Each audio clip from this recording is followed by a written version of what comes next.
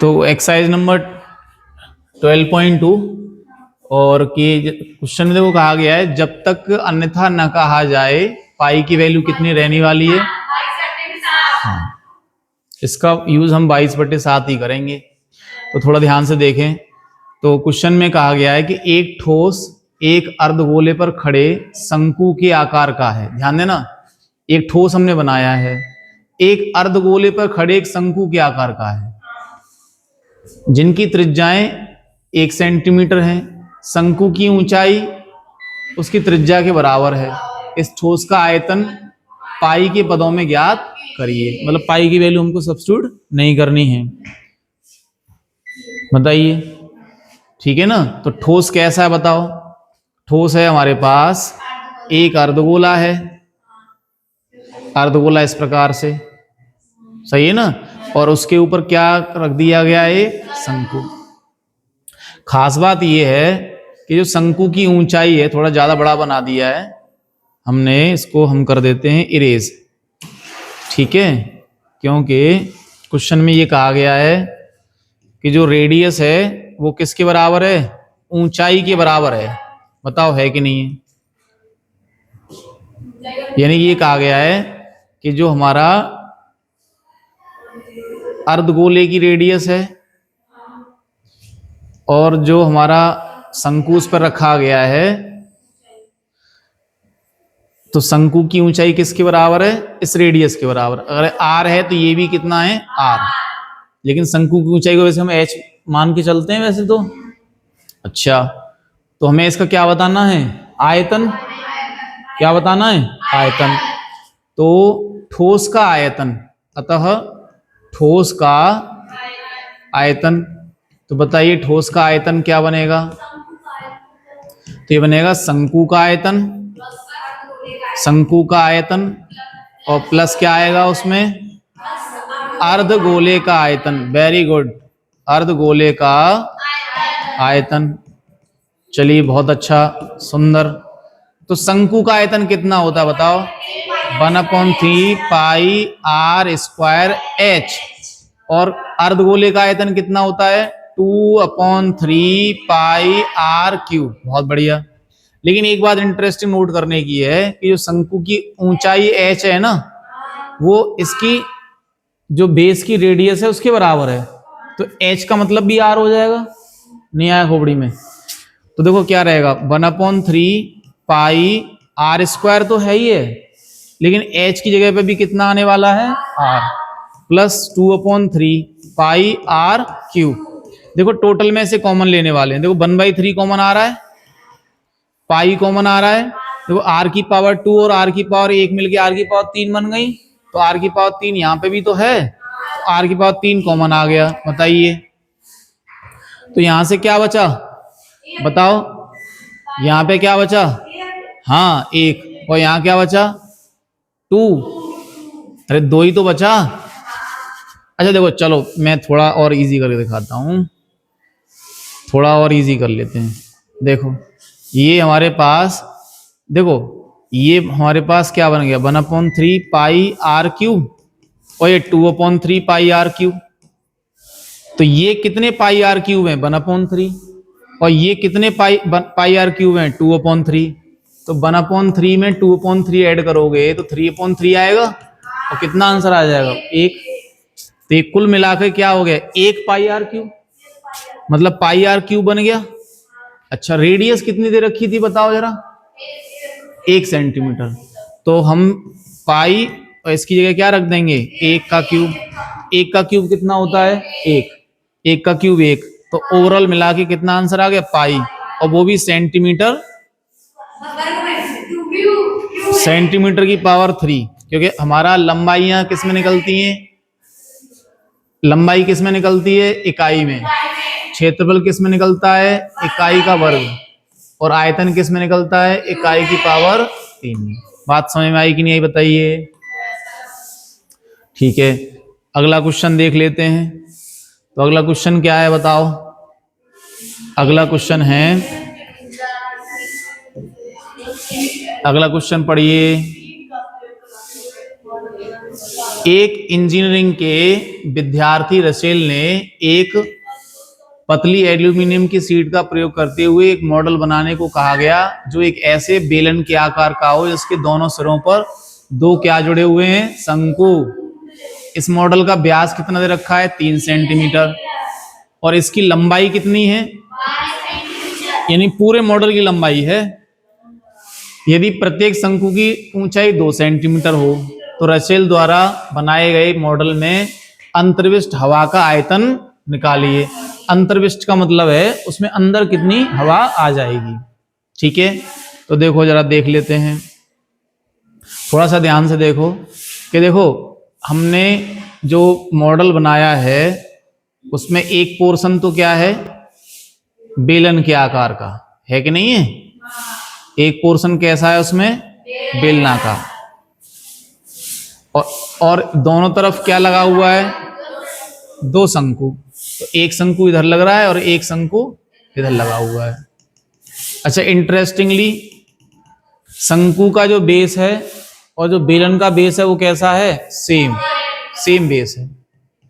अच्छा देखो शंकु की ऊंचाई कितनी दे रखी है अपन को, शंकु की ऊंचाई दे रखी है हमको 2 सेंटीमीटर। तो ये शंकु की ऊंचाई को मैं h, छोटा h मान ले रहा हूं, ठीक है, 2 सेंटीमीटर, और इधर भी 2 सेंटीमीटर आ जाएगा फिर ये, तो h मतलब 2 सेंटीमीटर। ठीक, अच्छा पूरे के पूरे जो मॉडल है उसकी ऊंचाई कितनी दे रखी है, 12 सेंटीमीटर।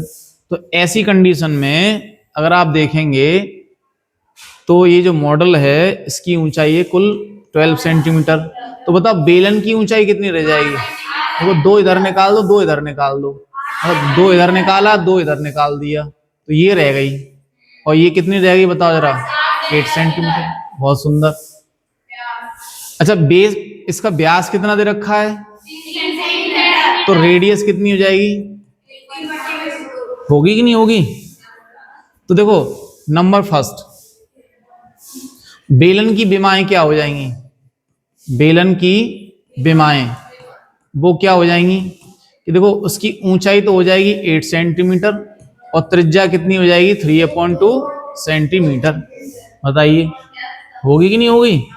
अच्छा ऐसे शंकु का अगर हम देखें तो शंकु की ऊंचाई कितनी हो गई बताओ जरा, छोटा h मान लिया हमने, क्योंकि देखो 2 h आ रहे हैं तो डिफरेंट मानना पड़ेगा हमको, लेकिन त्रिज्या दोनों की सेम है तो दोनों की त्रिज्या कितनी हो जाएगी 3/2।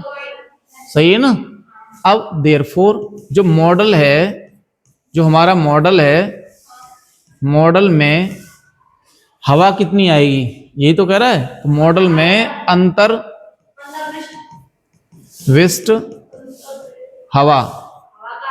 हवा का आयतन वो निकालना है अपन को। तो बताओ कितना हो जाएगा, तो बेलन का आयतन और प्लस किसका आयतन, हाँ 2 गुणा शंकु का आयतन, क्योंकि कितने शंकु हैं, गुड, बहुत बढ़िया। तो बेलन का आयतन बताओ कितना होता है, πr², h बना लूं बड़ा वाला, प्लस 2 इंटू शंकु का आयतन 1/3 πr², h छोटा वाला। अच्छा देखो दोनों में से πr² कॉमन आ रहा है, तो πr² कॉमन लिया, h प्लस 2/3, देखो 2/3 हो जाएगा ना, ये बाहर चला गया h। ठीक है, सबकी वैल्यू रख देते हैं, चेक करेंगे कि भाई पाई रखने लायक है या नहीं है, है ना, तभी रखेंगे। जब तक न कहा जाए तब तक आप 22/7 उसको न रखें, शुरुआत में कह दिया गया था, क्योंकि जब कटेगा नहीं तो कोई फायदा ही नहीं रहेगा। तो ये हमने पाई एज इट रख लिया। आर की वैल्यू बताओ कितनी है, 3/2 स्क्वायर, एच कैपिटल एच कितना है 8, 2/3, स्मॉल एच कितना है, स्मॉल एच की वैल्यू कितनी है 2, बिल्कुल ठीक। तो स्मॉल एच की वैल्यू कितनी है 2 है, तो ये हो जाएगा पाई इंटू 9/4। तो ये कितना आएगा ब्रैकेट में 8+4/3 है कि नहीं है, दोनों का एलसीएम ले लो तो पाई 9/4 ब्रैकेट और 3 8 या 24 और ये 28 आ जाएगा अपॉन 3। देखो 3 3 या कितना हो गया 9, 4 से 7 टाइम्स और 7 3 या 21 21 पाई सेंटीमीटर क्यूब। वर्ग क्यों आएगा, क्यूब आएगा। तो मॉडल में कितनी हवा जाएगी भाई अंदर, बहुत बढ़िया, वेरी गुड। तो जो है हमारा अगला वाला क्या था, अगला क्वेश्चन क्या है, अगला क्वेश्चन निकालिए। क्वेश्चन नंबर 2 हो गया, तो क्वेश्चन नंबर 3 निकालो। क्वेश्चन नंबर 3 निकालिए। देखो भाई गुलाब जामुन की बात हो रही है, तो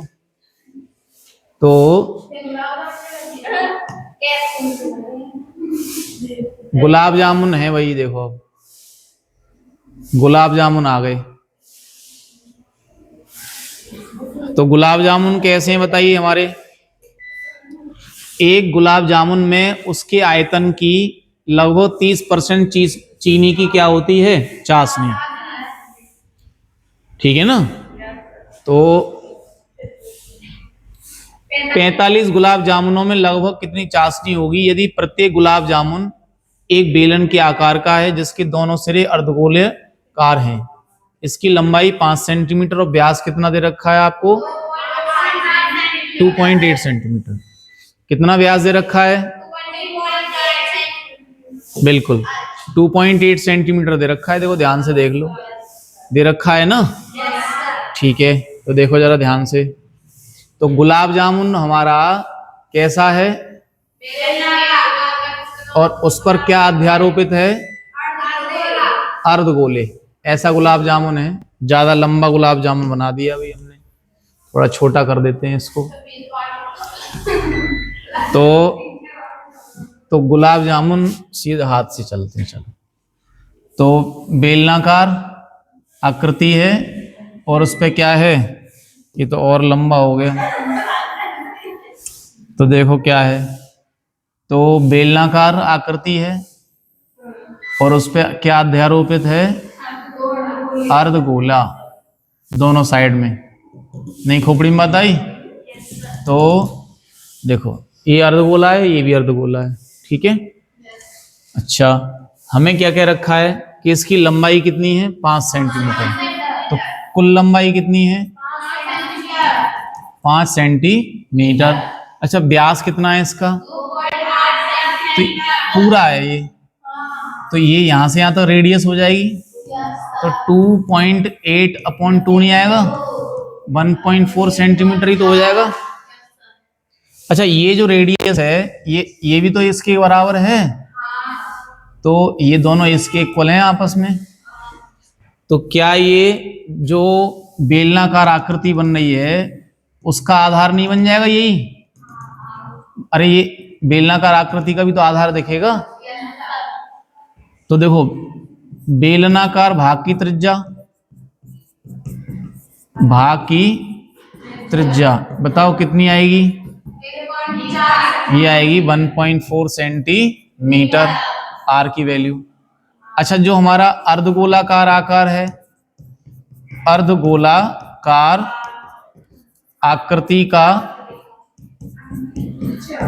आकृति की त्रिज्या बताओ वो कितनी आएगी, तो वो भी 1.4 सेंटीमीटर हो जाएगी।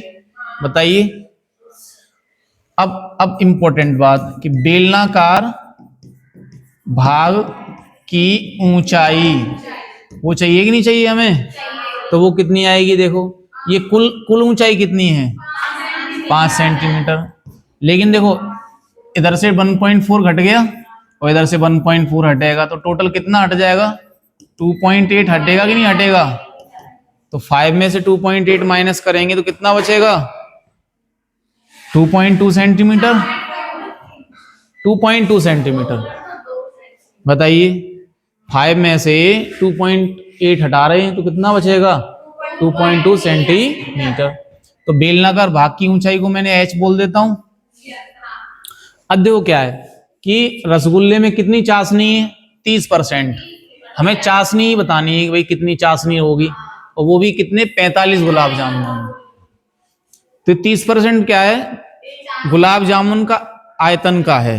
जो चाशनी है वो गुलाब जामुन के आयतन की 30% है।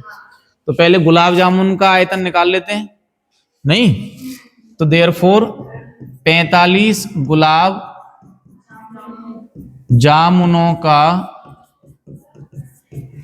आयतन बताइए, तो कितना होगा 45 इंटू, अब गुलाब जामुन कैसा बना हुआ, बेलनाकार प्लस 2 अर्धगोले। तो देखो बेलनाकार का आयतन कितना रहेगा बताओ, यानी कि देखो बेलनाकार भाग का आयतन और प्लस उसमें क्या रहेगा, 2 गुणा अर्ध गोलाकार भाग का आयतन।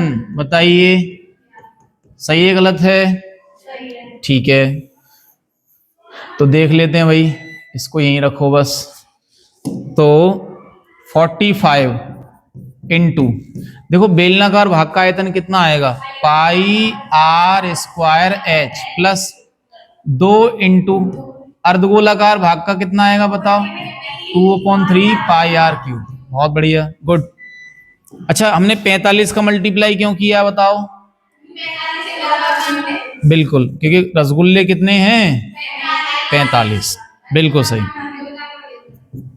तो 45 इंटू, देखो पाई पाई दोनों जगह कॉमन आ रहा है, आर स्क्वायर आ रहा है, तो बाहर निकाल लो, पाई आर स्क्वायर को बाहर निकाल लो, तो यहाँ कितना रह जाएगा, देखो एच, देखो 2 2 या 4 हो गया, 4/3 पाई आर स्क्वायर कॉमन आ गया, तो यहाँ पे आर आ जाएगा ना।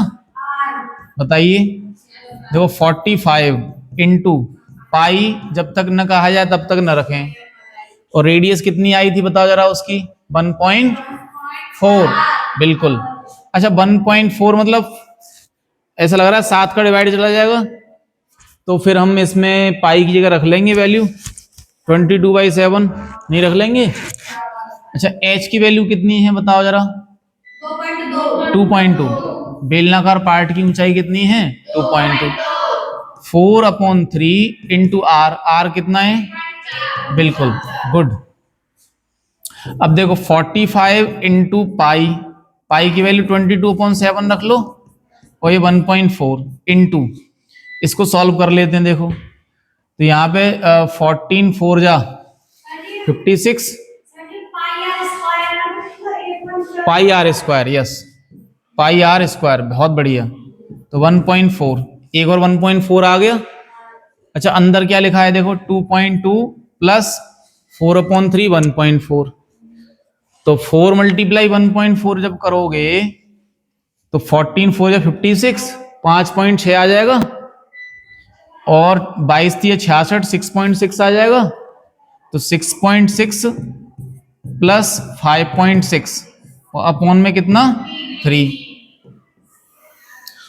ठीक है। तो देखो कितना आएगा कि ये आ गया 45 इंटू 22/7, 7 से 2 बार कट गया, 0.2 बार, यस 0.2 बार, और ये 1.4 इंटू, इसको ऐड करो कितना आएगा, ये 12.2 आ जाएगा, और अपॉन में कितना 3। अच्छा 3 से ये कट गया, देखो 15 टाइम्स, नहीं आया। देखो 15 इंटू 22 इंटू 0.2 इंटू 1.4 इंटू 12.2, सबको मल्टीप्लाई कर लेंगे, तो मल्टीप्लाई करके इतने सेंटीमीटर क्यूब हमारे पास क्या आ जाएगा, रसगुल्लों का आयतन। अब एक रसगुल्ले में कितनी चाशनी है भाई, 30%। चाशनी कितनी है, 30%। 5 मिनट बस। तो भाई बताइए, तो रसगुल्लों में चाशनी कितनी है, 30%। तो ये हमारे रसगुल्लों का आयतन आ गया है। तो अतः 45 रसगुल्लों में चाशनी का आयतन, तो बताइए कितनी होगी, वो हो जाएगी 30% ऑफ किसका, रसगुल्लों का आयतन 45 रसगुल्लों का आयतन। नहीं खोपड़ी बात आई, बताओ जरा। ये आ गया, बहुत अच्छे, गुड। तो रसगुल्ले कितने हैं भाई? 45। तो देखिए 30 इंटू परसेंटेज कैसे निकालेंगे? परसेंटेज हटाओगे 30 अपॉन क्या कर लेंगे? 100 और गुणा हो जाएगा। 45 रसगुल्लों का आयतन वो हमने मल्टीप्लाई किए बिना लिख लिया है, देखो ये रहा, सही है ना? तो कितना है? 15 मल्टीप्लाई 22 मल्टीप्लाई 0.2 1.4 और 12.2। बताइए, अब देखो मल्टीप्लाई करना है हमें, तो देखो, तो एक तरीका तो ये है कि आप जो है इसमें पहले मल्टीप्लाई कर लें, फिर 100 का कर दें डिवाइड। और दूसरा तरीका ये है कि कुछ काटा पीटी कर लो पहले। तो ज्यादा बढ़िया तरीका है कि आप देखो 5 से कितने बार कट रहा है? ये 3 बार। और 5 से कितने बार कट रहा है? 20 बार। एक जीरो से ये जीरो खत्म, बताइए। और 2 से कितने बार कट गया? 11 बार। कटा कि नहीं कटा? देखो 3 थी या 9, और 9 का 11 में करोगे तो 99, 99 गुणा, यहां तक आ गए हम। देखो 14 दूनी 28, लेकिन दशमलव के बाद एक डिजिट और 2 डिजिट, तो 0.2 आ जाएगा, 0.28 आ जाएगा, 28 नहीं 0.28।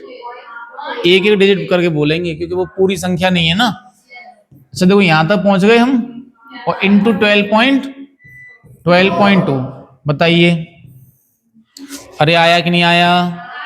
आया। अब मल्टीप्लाई कर लो, देखो तो 28 दूनी 56, 56 और 28 दूनी 56 और 5 जोड़ोगे तो कितना हो जाएगा? 61। और 28 एक 28 और 6 जोड़ेंगे तो कितना हो जाएगा? 34। देखो दशमलव के बाद में 2 डिजिट, दशमलव के बाद में 1 डिजिट, तो दशमलव के बाद 3 डिजिट आनी चाहिए, दशमलव यहां लगेगा। और इसमें कितने का मल्टीप्लाई हो रहा है? 99 का। तो 99 का मल्टीप्लाई कर लेना घर जाके आराम से। तो इतने सेंटीमीटर क्यूब क्या हो जाएगी भाई इसमें? चाशनी। आया कि नहीं आया बताइए समझ में? तो क्वेश्चन को डिटेल बता देते हैं एक बार, क्वेश्चन की पूरी डिटेल। तो देखो भाई, हमारे पास ये रसगुल्ला था, और इस रसगुल्ले का एक पोर्शन था कैसा? बेलनाकार, और दोनों साइड में अर्धगोलाकार टाइप के पोर्शन लगे हुए थे इसमें। जो अर्धगोल आया उसकी त्रिज्या कितनी दे रखी थी आपको? मतलब व्यास दे रखा था 2.8, त्रिज्या इतनी हो गई क्योंकि बेलन का व्यास और वो जो अर्धगोला है उसका व्यास तो सेम ही है, तो इसीलिए इन दोनों का रेडियस तो सेम हो जाएगा। वो कितना हो जाएगा? 1.4 सेंटीमीटर। अब बेलनाकार भाग की त्रिज्या इतनी आ जाएगी, अर्धगोलाकार आकृति की त्रिज्या भी यही हो गई, बेलनाकार भाग की ऊंचाई कितनी रह जाएगी? तो देखो ये 1.4 और ये 1.4 मिला के 2.8। पूरा रसगुल्ला कितना लंबा है? 5 सेंटीमीटर का लंबाई का है, तो 5 में से माइनस कर दिया हमने उसको, तो हमें बेलनाकार भाग यानी कि रसगुल्ले का जो बेलनाकार भाग है उसकी ऊंचाई कितनी मिल गई? 2.2 सेंटीमीटर। अब हमने निकाला रसगुल्लों का आयतन पहले, क्योंकि हमें चाशनी का आयतन निकालना है, और चाशनी कितनी रसगुल्ले में? 30%। तो वो तभी तो पता चलेगा जब हम गुलाब जामुन निकाल लें भाई कितना आयतन है इनका। तो हमने पहले 35 गुलाब जामुनों का क्या निकाला? आयतन 45 का, 45 का। तो 45 इंटू, अब गुलाब जामुन का आयतन कैसे निकलेगा? बेलनाकार भाग का आयतन 2 इंटू अर्धगोलाकार भाग का आयतन निकलेगा, ठीक है। तो 45 इंटू, देखो बेलनाकार भाग 2 पाई आर स्क्वायर एच, और 2 इंटू 2/3 पाई आर क्यूब हो जाएगा अर्धगोला। तो हमने जो है इनकी सबकी वैल्यू सब्स्टिट्यूट कर दी है यहाँ से, और कैलकुलेट करते करते, ये आप चाहें तो रफ कॉपी में कैलकुलेट कर लो, यहाँ लिख दो डायरेक्ट। तो ये हमारा आ गया था जो रसगुल्लाए हैं 45, उनका आयतन। हमने पूरा कैलकुलेट नहीं किया क्योंकि काटना तो पड़ेगा बाद में फिर। तो 45 रसगुल्लों में चाशनी का आयतन कितना होगा? तो वो है 30% चाशनी है रसगुल्लों में। तो ठीक है भाई, 45 रसगुल्लों का जो आयतन निकाला उसका 30% निकाल लो। तो 30%, परसेंट का चिन्ह हटाओगे तो क्या करोगे? 100 का डिवाइड, यहाँ मल्टीप्लाई आ जाएगा। तो ये आयतन है रसगुल्लों का, और हमने काट लिया, थोड़ा कैंसिल कर लिया है। फाइनली हमारा आ गया 99 इंटू 3.416 सेंटीमीटर क्यूब। इसको मल्टीप्लाई कर लेंगे, आंसर आ जाएगा। बताइए आया कि नहीं आया समझ में? ठीक है।